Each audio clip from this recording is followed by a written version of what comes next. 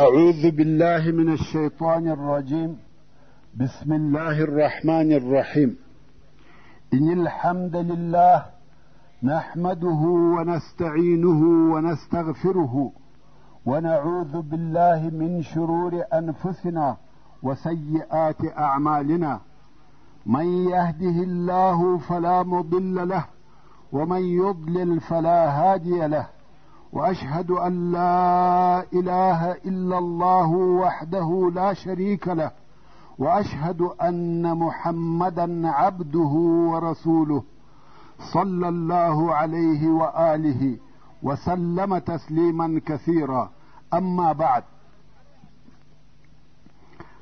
د سرور کائنات صلی الله علیه و آله وسلم ژوند. محترم ورونو، زموږ کیسه دې ځای ته رارسېدلې وه. اولا خو به دغه لیدنه د ابو سفیان د دین او عقیدې دپاره ثابتونکې او قائمونکې سي، او دوهم د ابو سفیان د دماغه څخه به د جنگ خبرې په کلي ډول سره ووځي. اوس چې دغه اسلامي لښکرې یوه پس له بلې څخه د ابو سفیان و مخ ته تېرېږي او دی په تعجب سره ورته ګوري، په حیرت کې پاته دی. نو یو عباس رضی الله تعالی عنه ته وکتل او ورته ویې ویل: په والله ستا د وراره پاچهي نن ورځ ډېره لوسلې ده. مګر عباس رضی الله تعالی عنه د هغه پخواني غفلته څخه راویښ کړي او ورته ویې ویل: یا ابا سفیان، دا نبوت دی. دا چې ته وینې دا پاچهي نه ده، دا نبوت دی.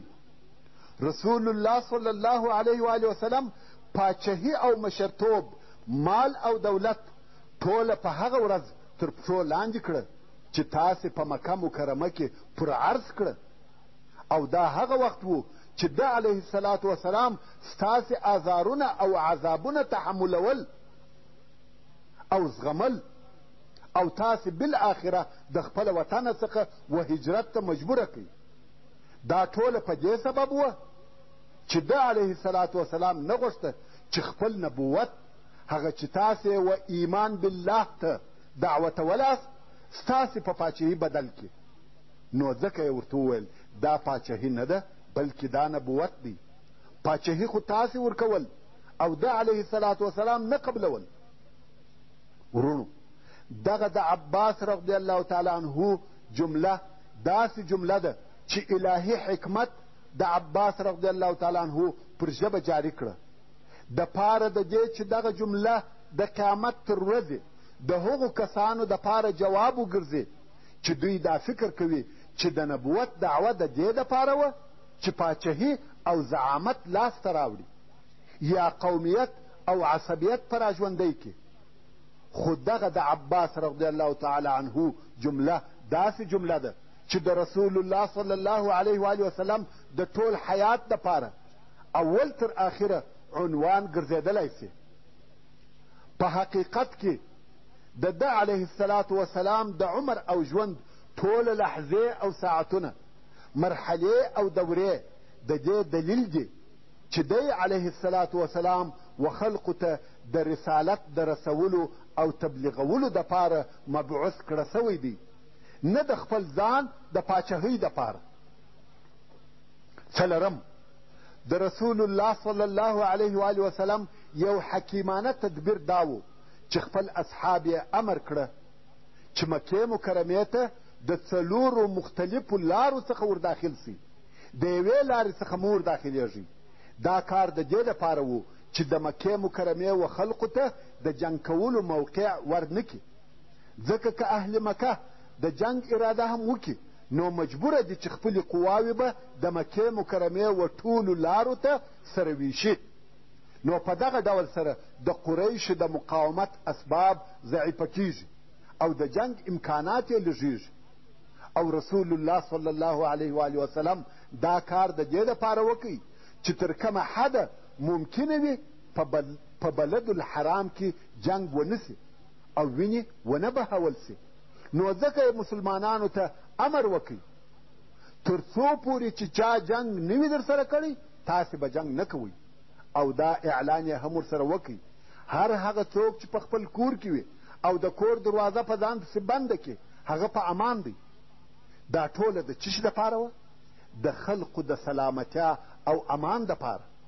پنځم، د ښځو د بیعت څخه موږ دغه احکام او عبرت را ایستلی سو. اول، په ټولو هغه مسؤلیتو کې چې یو مسلمان ته ترقي ورکوي د نورو سره د ښځو مساوات، نو ځکه پر یوه مسلمان پاچا او رئیس دا لازمه ده چې د ښځو څخه هم داسې عهد واخلي چې د اسلامي ټولنې د جوړولو دپاره په ممکنه مشروع وسایلو سره عمل وکړي او کار ځینې واخلي. لکه څرنګه چې دغه عهد د نورو څخه اخیستل کیږي، د نر او ښځې په مابین کې فرق او تمیز نسته. د دغه ځایه څخه دا معلومه سوه لکه پر نرانو دغه قسم پر هرې مسلمانې ښځې دا لازمه ده چې د خپل دین احکام زده کړي او ټوله هغه ممکنې او مشروعې لارې د دې دپاره عملي کړي چې د علومو په اسلحه سره مسلحه سي او د دغه علومو په واسطه د اسلام د دشمنانو په کمین او حیلو ځان پوه کړي. پوه سي چې د اسلام دشمنان د کومو لارو څخه غواړي چې پر موږ غالبه او کامیابه سي. د دغه علومو په واسطه دا کولی سي چې هغه عهد چې د دې پر ذمه دی او هغه بیعت چې د دې په غاړه کې دی په صحیح ډول سره ادا کړي. او دا واضحه او ښکاره خبره ده، کومه ښځه چې د خپل دین په حقیقت نه وي خبره، د اسلام د دشمنانو په چم او حیله نه وي پوه، دا څنګه کولی سي چې د دغه عهد او بیعت حقوق ادا کړي؟ دوهم، موږ ولیده چې رسول الله صلی الله علیه و آله وسلم د ښځو سره څنګه بیعت کاوه. د ښځو سره یې بیعت فقط د خولې په خبرو سره و، بې له دې څخه چې لاس یې ونیسي. حال دا چې د نورو بیعت داسې نه و. نو دا پر دې دلالت کوي چې د یوه نر دپاره و پردۍ ښځې ته لاس ور وړل نه دي روا. او پر دغه مسئله د مسلمانانو د علماو اختلاف هم نه دی را معلوم، بلکې ټول دغه کار ناروا بولي بې له هغه د ضرورت د وختو څخه، لکه د ډاکټر معاینه یا د غاښ کښل او داسې نور شرعي ضرورتونه. او دا چې د ښځو سره مصافحه یا په لاس تړیمسې کیږي، دا هیڅ ضرورت نه دی. عرف او اصطلاح و شرعي هغه احکامو ته چې په کتاب الله او سنت رسول الله صلی الله علیه و آله وسلم سره ثابت وي، هیڅ تغییر نسی ورکولی. دریم، دغه د بیعت حدیث شریف پر دې دلالت کوي چې د ضرورت په وخت کې د ښځې د آواز اوریدل مباح دی. یعنی د ښځې آواز نه دی عورت، خو د حنفي مذهب ځینې علما وایي چې د ښځې آواز عورت دی. اوس مو ولیده چې د رسول الله صلی الله علیه و آله وسلم د سیرت څخه څنګه او په کومه طریقه سره احکام، حکمتونه او عبرتونه را ایستل کېدلی سي چې د فرد او ټولنې دپاره مفید وي. نور به بحث نه اوږدوم او بیرته به خپلې قصې ته ولاړ سم. موږ د مکې مکرمې د فتح غذا بیان کړه. اوس به د رسول الله صلی الله علیه و آله وسلم د ژوند درېیمه مرحله درته بیان سي چې دا د رسول الله صلی الله علیه و آله وسلم د ژوند د مرحلو څخه آخري مرحله ده چې په دغه مرحله کې پس له اوږده جهاده څخه، پس له تکالیفو او ستړیاو څخه، پس له تشویشاتو او اضطراباتو څخه، پس له خونړیو جنګو څخه اسلامي دعوت نتیجه او ثمره ورکوي. په تېرو سوو کلو کې د مکې مکرمې فتح کول د دعوت هغه ډېره لو نتیجه وه چې د مسلمانانو لاس ته ورغله. په دغه فتح سره د ورځو تېرېدو تغییر وکړي. د جزیرة العرب هوا په بدله سوه. دغه فتحه د تېر سوي وخت او د راتلونکي وخت په مابین کې یو فاصل و. د عربو په نظر قریش د دین ساتونکي او انصار وه او نور عرب په دغه کار کې د دوی تابع وه. نو د قریشو تسلیمېده په جزیرة العرب کې د بتپرستۍ د دین ختمېده وه. اوس نو دغه درېیمه مرحله ممکن و دوو صفحو ته وویشل سي چې یوه صفحه د جهاد او جنګو ده او دوهمه صفحه د عربي قبیلو و اسلام ته د داخلېدو او مسلمانېدو ده، او دغه دوې صفحې سره مشتې دي، یوه د بلې په مابین کې پیښېده. په خپل مابین کې ترتیب تقدیم یا تاخیر نه درلودی چې زه یې پر هغه ترتیب درته بیان کم، مګر ما دا مناسبه ولیده چې هره صفحه په ترتیب سره جلا جلا بیان سي.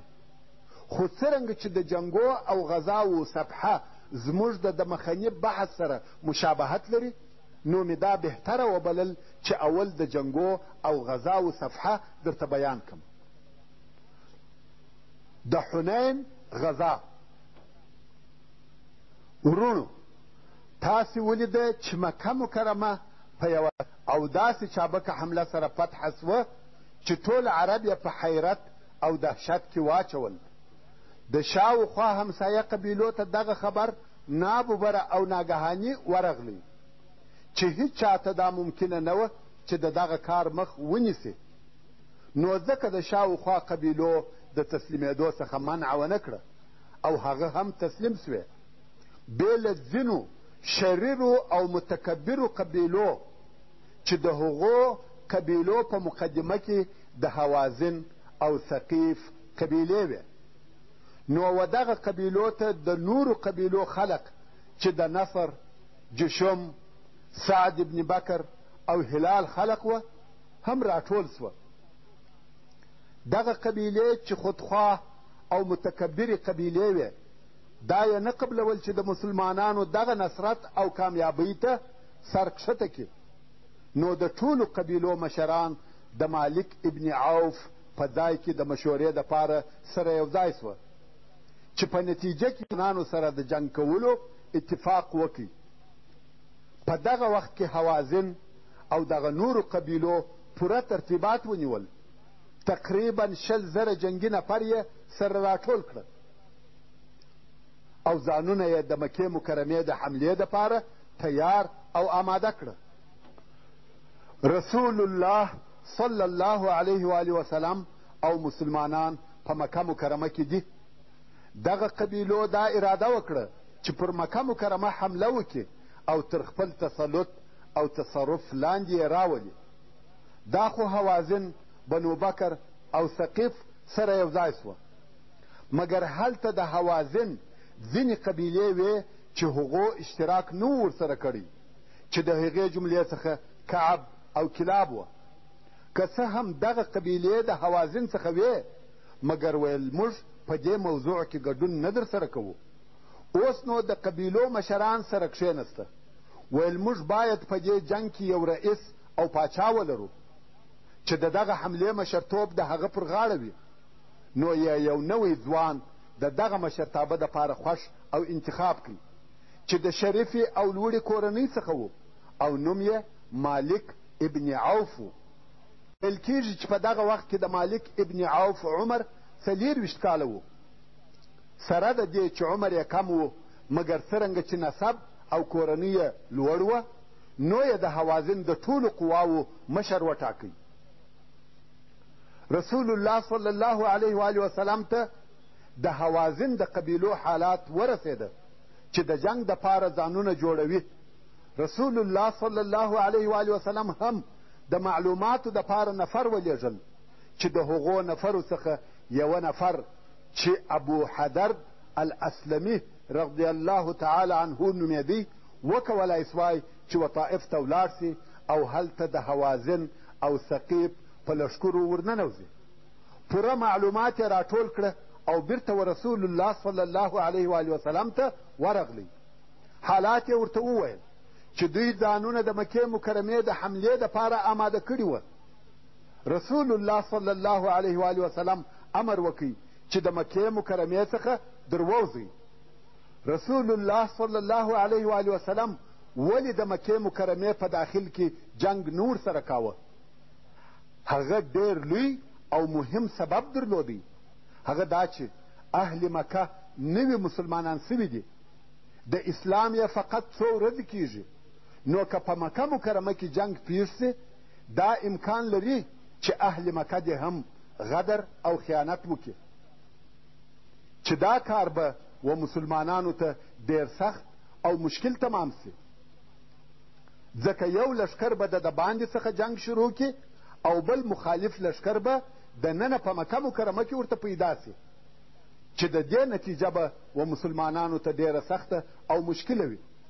نو رسول الله صلی الله علیه و وسلم نه غوښته چې د مکې مکرمې د داخل څخه جنگ وکړي.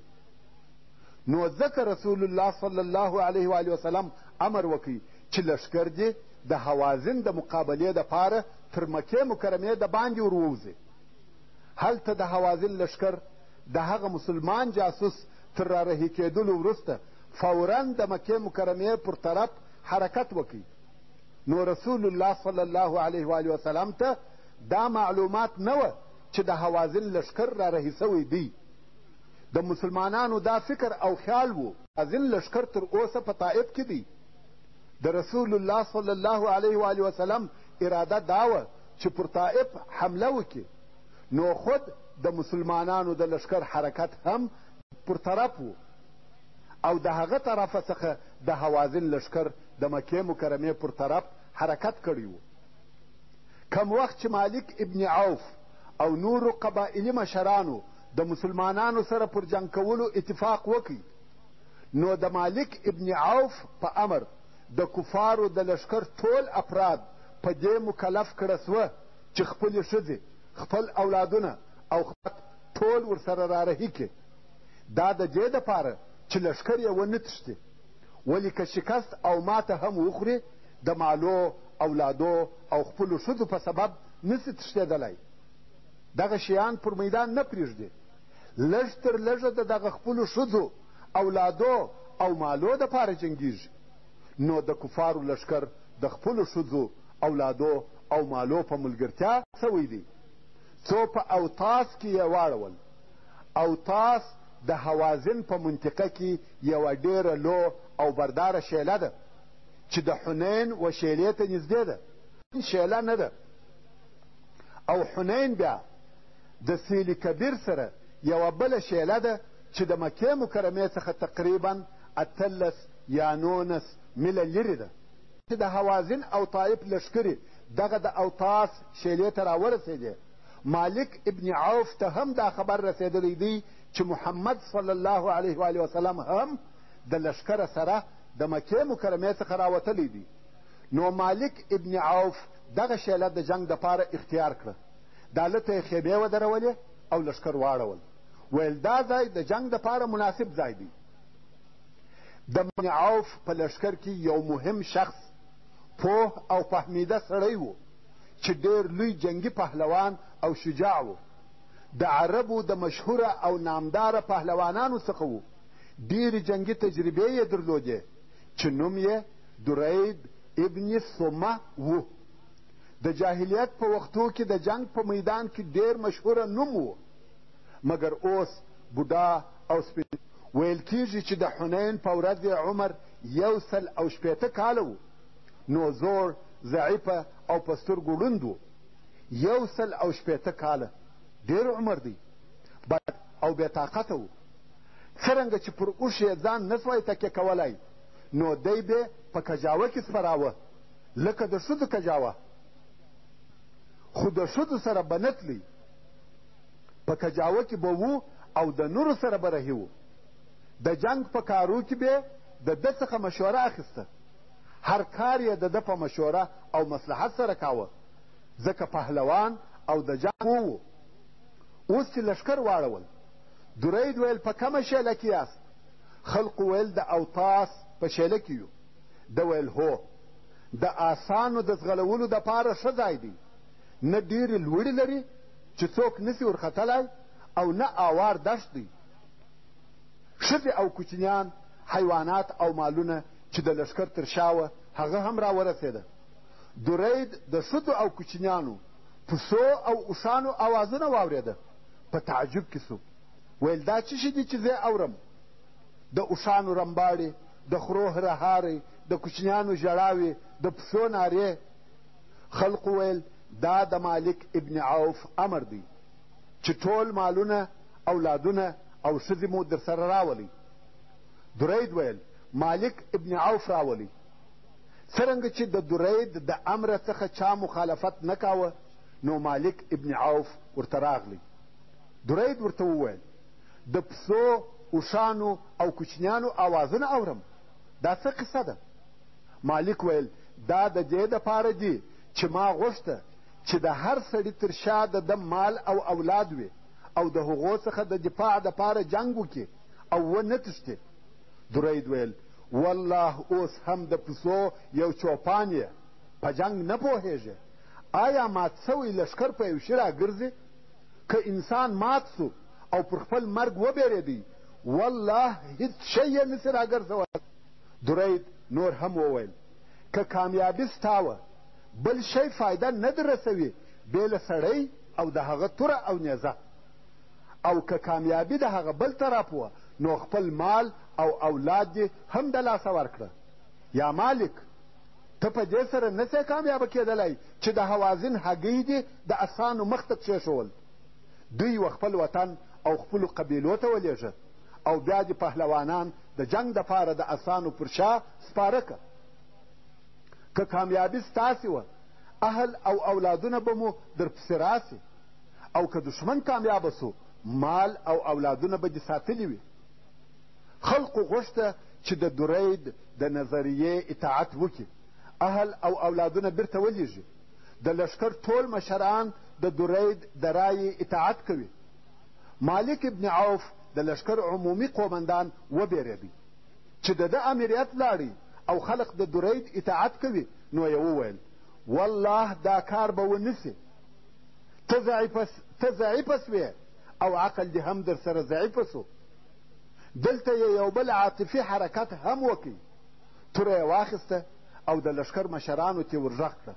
هغه چې راټول سوه، ده د تورې لاس ته شاوه او د تورې تیره سر یې پر خپل ځګر کښېښاوه. د رکوع پر قسم ودرېدی او پر توره یې تکیه وکړه او ویې ویل والله یا به حوازن زما اطاعت کوي یا به دغه توره زما تر ملا وځي. مالک ابن عوف نه غواړي چې په دغه جنګ کې د درید نوم یاد سي یا یې د نظر متابعت وسي. نو ویل یا به زما امر منئ یا د درید. د لښکر مشران سره یو ځای دي په خپل مابین کې سره وویل درید په سترګو ړوند او سپین ږیري ضعیفه سړی دی، د جنګ اداره نسي کولی. که موږ د اوسه څخه د مالک ابن عوف پر مشرۍ اختلاف وکړو نو سره وپاشل سو. زموږ ملګرتیا د مالک ابن عوف سره که څه هم په عمر لږ دی، د درید تر ملګرتیا ښه ده. نو مشران وویل اطاعت کوو یا مالک ابن عوف. نو یې د درید امر نه کوي قبول. ښځې او کوچنیان، مالونه او حیوانات پاته سوه. د الله جل جلاله اراده داسې وه چې دغه انسانان او حیوانان د مسلمانانو په نصیب سي. نو درید ابن صمه وویل دا داسې ورځ او کار دی چې نه ځینې غائب یم او نه پکښې حاضر یم. یعنې زه خو حاضر یم مګر نظر مې بل شی دی، نو لکه نه چې یم حاضر. بیا درید پوښتنه وکړه چې دا کم ځای دی؟ ویل دا وادي اوطاس د وادي حنین و څنګ یا بغل ته. درید ویل هو، دغه ځای د جنګ دپاره ښه او مناسب ځای دی. نو یې مالک ابن عوف ته وویل په اوله خبره کې دې زما اطاعت ونه کړي، په دغه دوهمه خبره کې مې امر ومنه، هغه دا چې د مسلمانانو د لښکر په لار کې کمینونه ورته ونیسه. دا ځای د کمینو دپاره ډېر وړ او مناسب ځای دی. مالک ابن عوف هم د ده خبره ومنل او کمینونه یې ونیول. د هجرت د 8م کال د شوال په 6مه ورځ چې د شنبې ورځ وه، رسول الله صلی الله علیه و آله وسلم د مکې مکرمې څخه د طائف پر طرف حرکت وکړي چې دا ورځ و مکې مکرمې ته د دخول 19مه ورځ وه. په دغه غذا کې د رسول الله صلی الله علیه و آله وسلم سره 12,000 نفر مسلمانان ملګري وه. وصلى الله تعالى على خير خلقه محمد وآله وأصحابه وأهل بيته أجمعين. والسلام عليكم ورحمة الله وبركاته.